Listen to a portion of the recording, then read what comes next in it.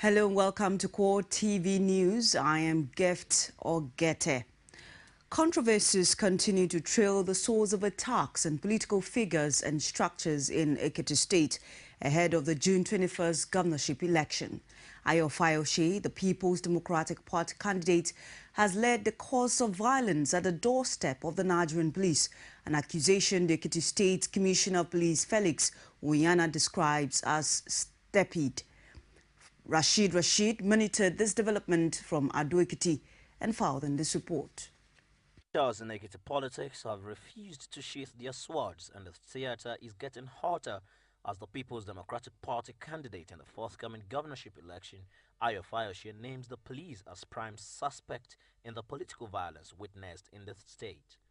This allegation was vehemently opposed by the Ekiti State Police Commissioner, who came in defense of the police operations in the state. There is no violence except as orchestrated by the referees of this election.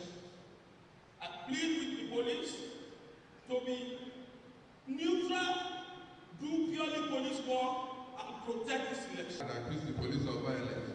But we know those who perpetrate violence. Police don't perpetrate violence. It's the political parties and their candidates and their foot soldiers that perpetuate violence.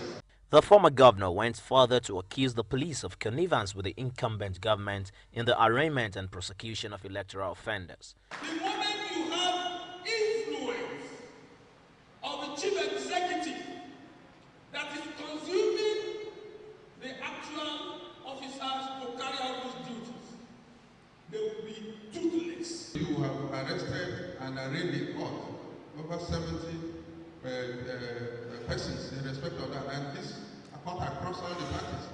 What we will do is that when we arrest you, we take you to court.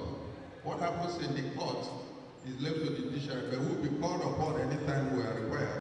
The rage gets to its heights when Ayo Fayose says thugs have been imported to Ekiti by some political parties to cause mayhem and destabilize the June 21st election, and the police are in the know but are doing virtually nothing to check it. This election is supposed to be rigged on the farmsteads, villages, because thugs have been harbored. All hotels in Ekiti have been hired. We would expect the police to be bold enough to bust these hotels, ask these people where do they come from, what is their identity, is this their state? Police with other security agencies and INEC, especially the State Security Service, Federal Road Safety Corps, Immigration, NDLA, prisons, as well as immigration and others, who have been working together under the platform of Interagency Consultative Committee on Election Security. The duo never let down their guards as they both maintained their position. If I tell you this place is not good, put police there. Let me say Fayose wants to live here, put police there. Don't fence a particular area, block a particular area, and allow crime at your back. Violence is detected by the leadership of each of the political parties, acting in consonance with the gubernatorial candidates. In other words, it is not the police that creates insecurity. Rather, it is the political parties, the politicians. With the governorship poll in Ekiti State just days away, the credibility and the outcome of the poll is being put to test by allegations of partisanship on the part of the law enforcement agents. Rashid, CoreTV News, Ado-Ekiti. The Defense Headquarters says it has uncovered a plot by some groups to embark on a campaign of calumny aimed at discrediting the military. This is contained in a statement signed by Director of Defense Information Chris Olukolade in Abuja. The statement says the campaign was aimed at indicting the military and its operations in the northern part of the country. The statement alleged that the campaign was expected to forcefully wipe up sentiments of genocide allegedly targeted against a particular religious group. It added that the perpetrators also hoped to use it to gain some mileage in the drive to secure international attention. The statement, however, advised the public to watch out and not allow themselves to be hoodwinked by what it called the act of infamy orchestrated by desperate groups.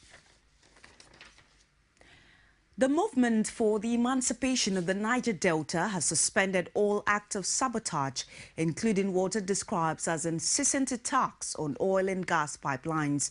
The militant group is also demanding the release of Henry and Charles Oka from detention as a condition for dialogue with the Nigerian government. MEN spokesman Jomo Bomo said it in an open letter to President Jonathan that the gesture was in response to the olive branch he extended to all aggrieved groups in his Democracy Day speech. The group also demanded the suspension of court proceedings and presidential pardon for all its members, either convicted or awaiting trial. MEN admitted that it carried out the October 1st, 2010 bombing to counter the impression that it no longer existed after a number of prominent militants had accepted government's amnesty offer. Henry Oka, a leader of the militant group, is serving a 24-year term in South Africa in connection with the 2010 Independence Day bombing. His brother Charles is also facing trial over alleged involvement in the attack. Reactions continue to trail President Jonathan's declaration of outright war against insurgency and the offer of amnesty to repentant terrorists. Bid Okoro, who went to town to feel the pulse of the nation on the issue, filed in this report. Reactions continue to trail President Goodluck Jonathan's Democracy Day broadcast to the nation, directing security forces to launch a full-scale military operation to put an end to the insurgency in the country. Legal practitioners Femi Falana and Chukwemeka Eze, both in an exclusive chat with CoreTV News, berated the government on timeliness of the directive and the capacity of the nation's armed forces to carry out the operation. The president didn't say anything new. The belief of the government is that there are some of the members of the satanic force that may want to lay down their arms and embrace amnesty, while the rest will have to be fought to a standstill. In his usual manner of doing the right thing a little bit late, this one is a little bit late. But I think he has succeeded in proving those that said we should handle Boko Haram with kid gloves wrong. Because many people have been saying you should pamper them, you should do this now. The Nigerian armed forces have the capacity. Having regard to the record of performance in peacekeeping operations around the world. On the presidency's offer of amnesty to the members of Boko Haram, Falana agrees that it is a possible way out of the current terror attacks. The last time government did that, the Boko Haram sect said it was the government that needed amnesty from them and not the other way around, because the government for them had committed grievous, iniquitous offenses against their members. Examining the presidency's directive and offer of amnesty from a security perspective, Richard Amuwa, a security expert, advised for a cautious approach in order to prevent reprisal attacks. My question to Mr. President is that are we launching this, this full-scale war right, now with all these children with Boko Haram? If we are launching a full-scale war against Boko Haram at this time, the point here is that are we praying or are we working to bring these children back alive? Because sincerely, going full-scale war now will really, will not all go well. With this president's declaration of total war against insurgency, Nigerians wait for the days ahead to reveal to them if they can go to sleep with their eyes closed.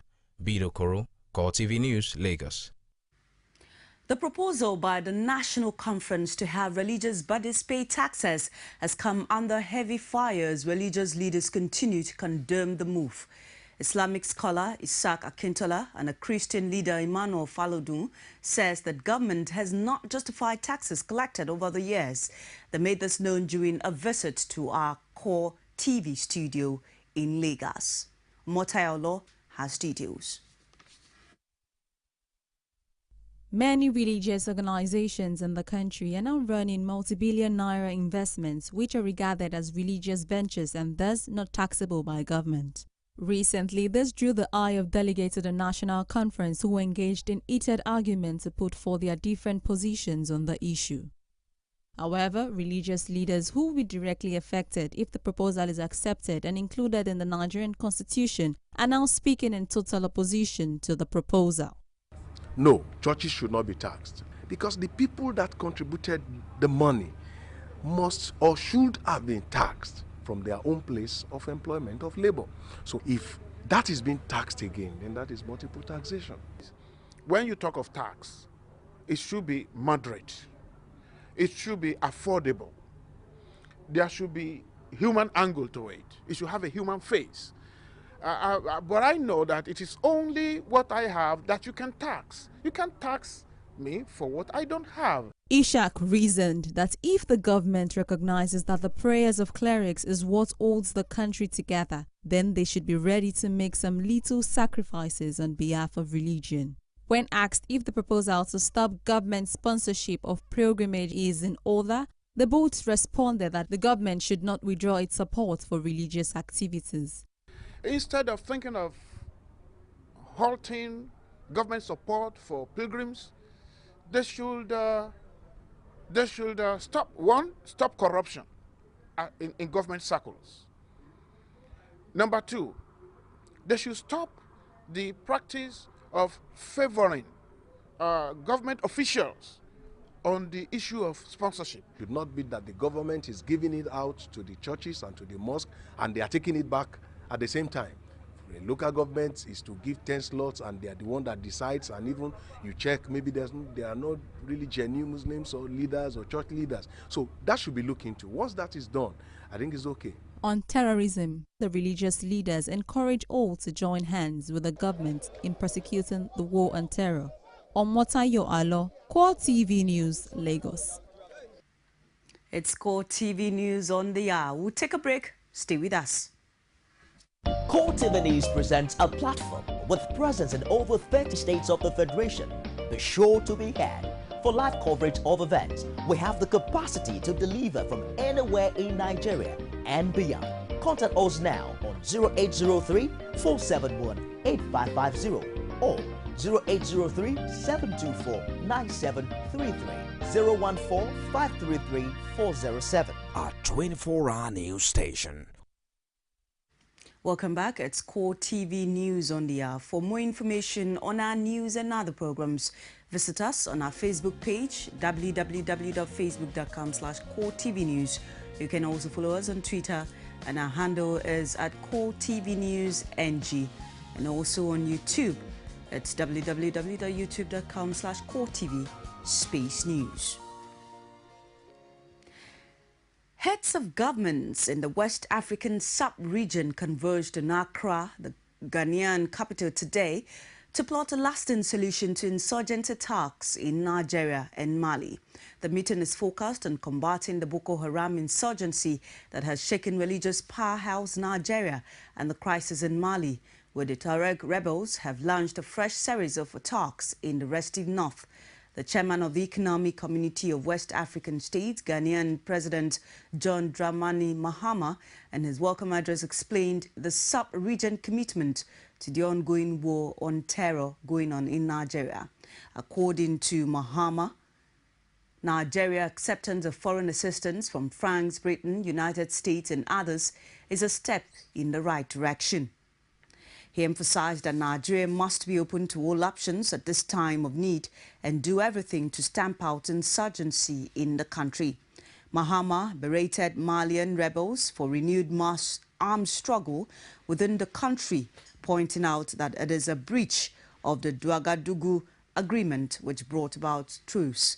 He says the initial response is to ensure that there is a dialogue of all parties to come back to the Ouagadougou Agreement and abide by its implementation. And that's CoreTV News at this hour. Thank you for watching. Join us again. I am Gift Ogete. Good evening.